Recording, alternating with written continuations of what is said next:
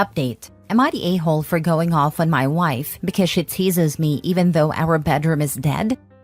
Original post. I, 32 male, am married to my wife, 32 female, for 6 years and together for 9 years. Our sex life gradually diminished into nothing after 3rd year of our marriage. We do not have children as of now. I handle my part of chores in the household, if not even more due to me working from home and being available mostly. I do show her non-sexual attention and gestures, such as massaging, kisses, being emotionally available, and other things. I explain these because people tend to find fault from my side first, after I tell them about the situation.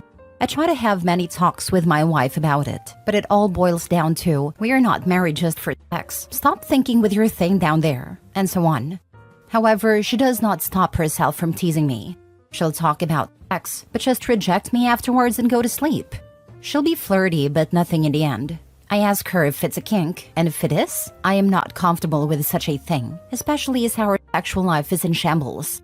She said it's not a kink, and she genuinely does not feel in the mood. I told her to stop teasing me then. Yesterday was our anniversary and we had a great day together. She implied sex and teased me a lot during our time. I was hopeful that we'll do something in the end. Guess what? Once we stepped inside the house, she just showered and went to bed. Cool, I think I should approach. I tried and got rejected in the end. I lost it at that moment and just shouted my frustration at her. I told her I am going to divorce her. I packed my clothes and some important belongings and left for a hotel. She tried to stop me but could not. She has been calling me nonstop, but I just need peace of mind right now. It's just frustrating. Being together with someone but feeling alone and unwanted sucks. On top of that, she gives me hope only to destroy it. I called my lawyer friend this morning and will start the divorce proceedings this Monday. I am just done at this point. Am I the a-hole? Now for the top comments before reading the update. Not the a-hole. It's really messed up to lead a person on like that, especially your own husband. Not the a-hole. Emotional teasing with no follow-through is cruel. You deserve a respectful partner. I used to think cruel and unusual would at the bare minimum involve batteries and some cables connected to balls. After reading OP's piece, I'm changing my position. How can she say they did not just marry for sex and find it normal that they have not had any form of sex for years? Just marrying for sex implies that there actually still is some sex. And leading you on and dropping your butt on an anniversary is almost unforgivable. I understand if they aren't in the mood and say no, but 6 years? I almost have to think she's getting it from somewhere else. You might be the a-hole for the outburst, depending on exactly what and how it was said, but your feelings are valid AF. Best analogy I've heard regarding this situation. You don't buy a house for the bathroom, but you wouldn't buy a house that didn't have a bathroom. You don't enter a relationship just for sex, but you can't have a proper relationship without it. Some people do have sexless marriages, but that is by choice. Divorce her and move on. She had her chance to fix things and blew it. I do think she has the emasculation kink whether she realizes it or not. She gets off on the empowerment aspect of cucking you this way. As an asexual woman, this is exactly what I came here to say. My husband is an ace, but he married me knowing what was up, and we have an agreement he's happy with. We chose this life together and I've never entertained a relationship with him if he had needs I knew I never intended to meet, let alone rile him up about it and make him think I was going to. Can you imagine this as a different need? Partner knows their spouse has needs for physical affection and emotional reassurance.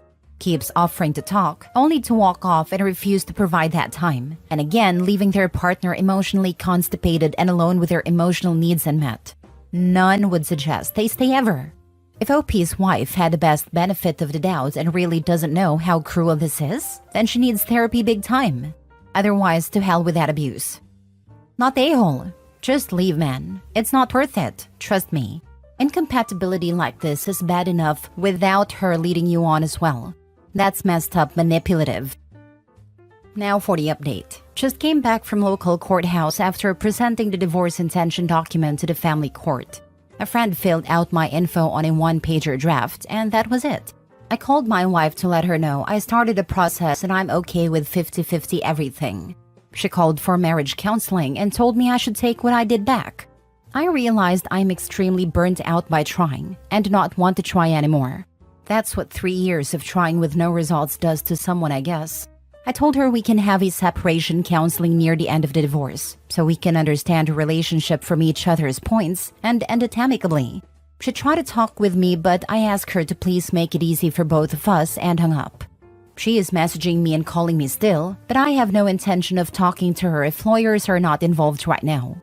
My lawyer friend told me it's okay to leave the house as we do not own it anyways. I'll be staying with my parents for now. Next update will be once the divorce is completed. Hopefully it will be in a few months, not years.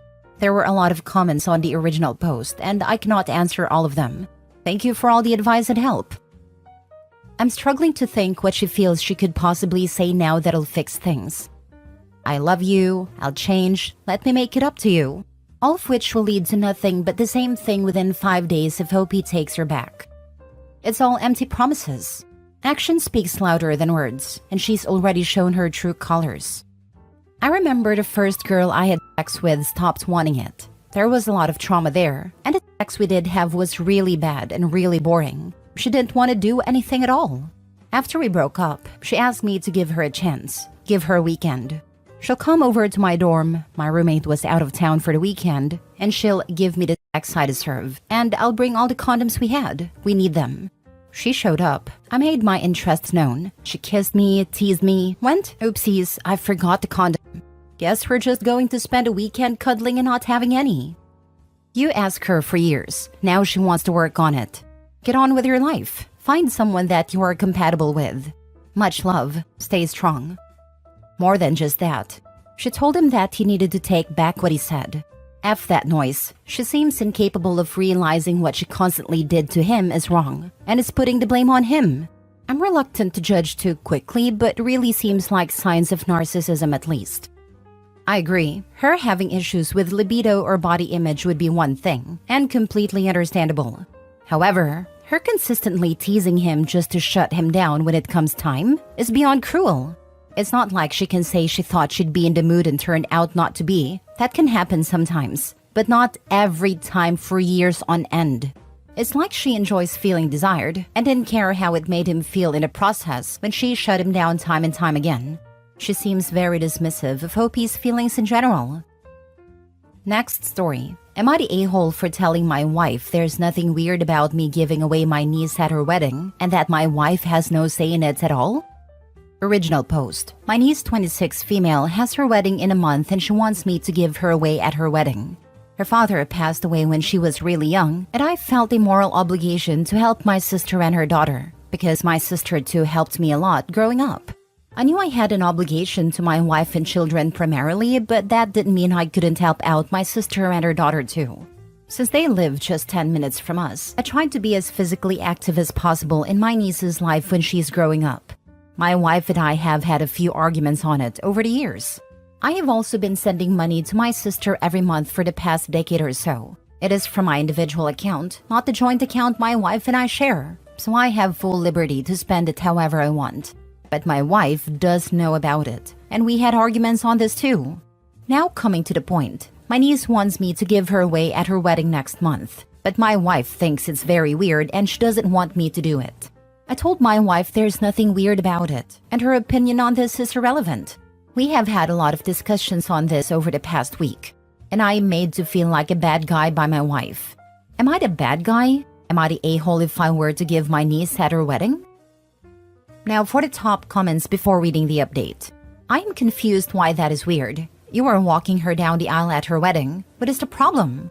Not the a-hole. You should like a caring uncle and brother. Saying your wife's opinion is irrelevant to her making it a problem is deserved. Sorry, not sorry. I don't get it either. Seems a normal thing for an uncle to walk a bride down the aisle in a place of a deceased father. My brother and I walked my sister down the aisle at her renewal ceremony because our dad had passed. What reasoning did your wife have for it being weird? She's given many reasons.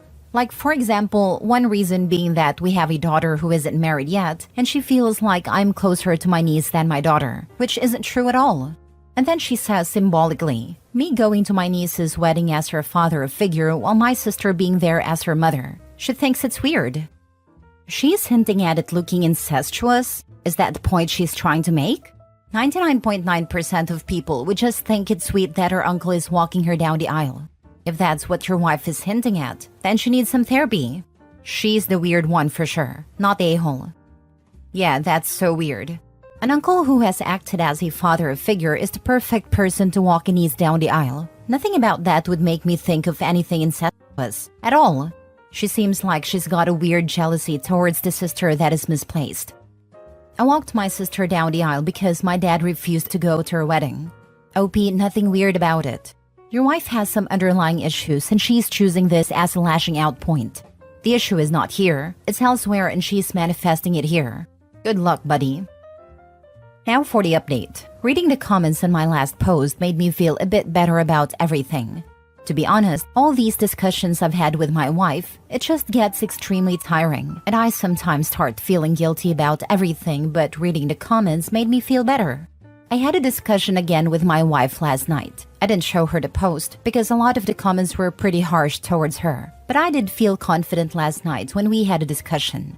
We came to a decision that I would walk my niece down the aisle, but we would also go to marriage counseling because my wife had a lot of things to get off her chest.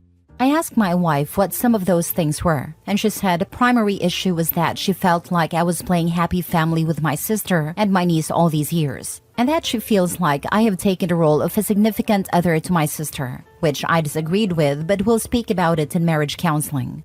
She then talked about how she sometimes wished she was my sister instead of my wife, because she wished she had the same emotional connection with me that I had with my sister. I didn't really know what to say to that, so I didn't say anything.